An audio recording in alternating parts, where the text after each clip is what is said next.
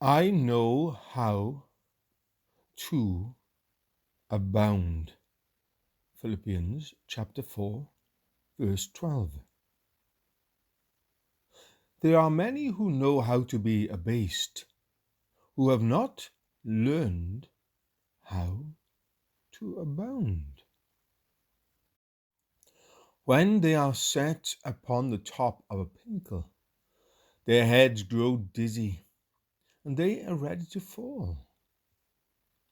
The Christian far oftener disgraces his profession in prosperity than in adversity. It is a dangerous thing to be prosperous. The crucible of adversity is a less severe trial to the Christian than the refining pot of prosperity.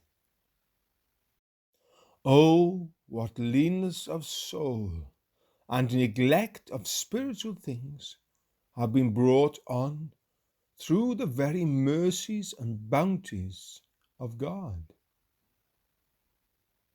Yet, this is not a matter of necessity, for the apostle tells us that he knew how to abound. When he had much, he knew how to use it. Abundant grace enabled him to bear abundant prosperity. When he had a full sail, he was loaded with much ballast, and so floated safely. It needs more than human skill to carry the brimming cup of mortal joy with a steady hand. Yet Paul had learned that skill, for he declares, "In all things I am instructed both to be full and to be hungry." It is a divine lesson to know how to be full.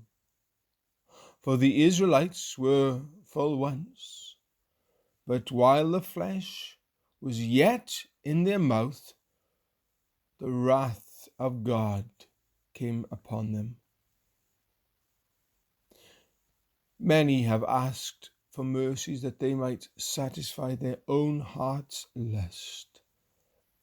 Fullness of bread has often made fullness of blood, and that has brought on wantonness of spirit.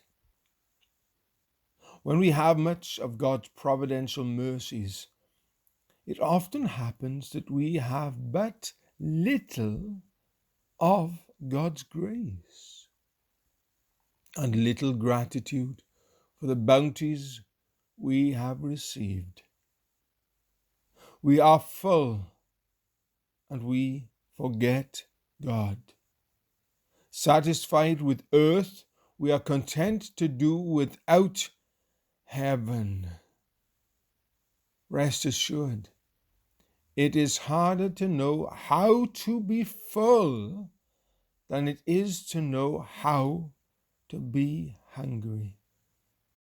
So desperate is the tendency of human nature to pride and forgetfulness of God. Take care that you ask in your prayers that God would teach you how to be full. Let not the gifts thy love bestows estrange our hearts from thee. I know how to abound. Philippians chapter 4, verse 12.